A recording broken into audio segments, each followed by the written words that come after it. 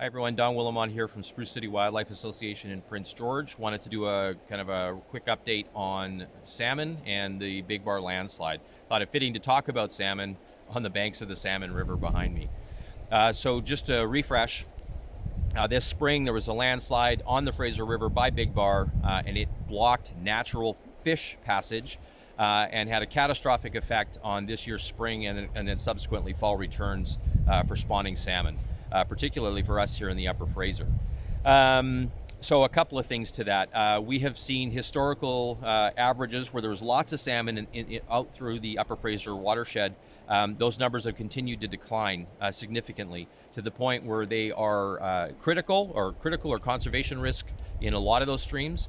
Some of the smaller streams are functionally extinct. They're not seeing salmon return, and what there are is does not make for a viable salmon population. So salmon were in crisis before this.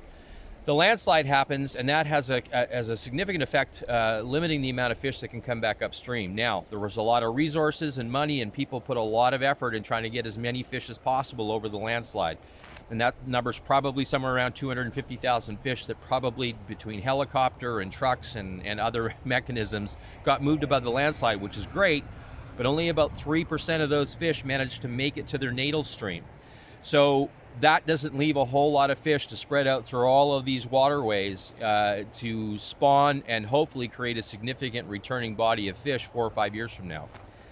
So the Big Bar landslide, as I'm doing this right now, we still don't have a solution on how we're going to fix it. Yes, they made a little bit of progress, and there was some natural fish passage that happened sort of into the fall and the latter part of the summer. So some fish, the hardier fish, were able to get upstream.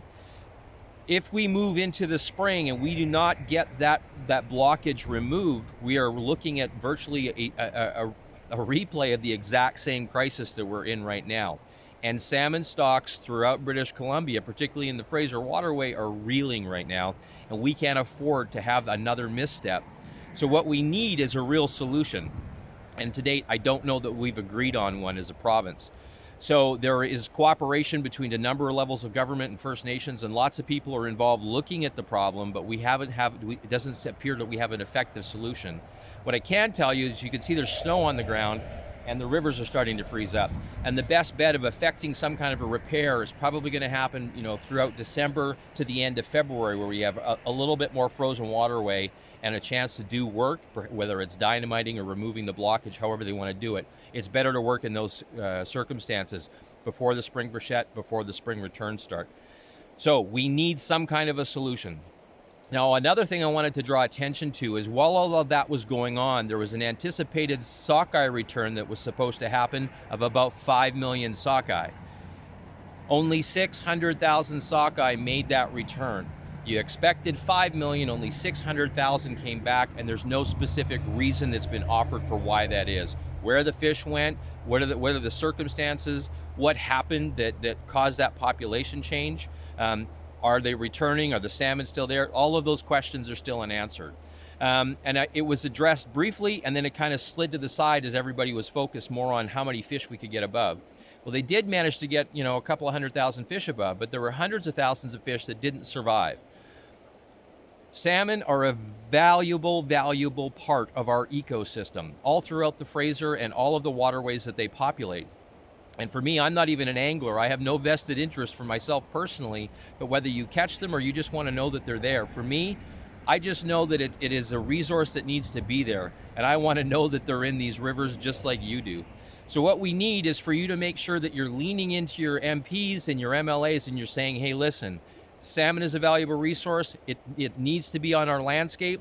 We need to have a solution. We have to have Big Bar sorted out before the spring thaw. So if you can, take this information, share the video.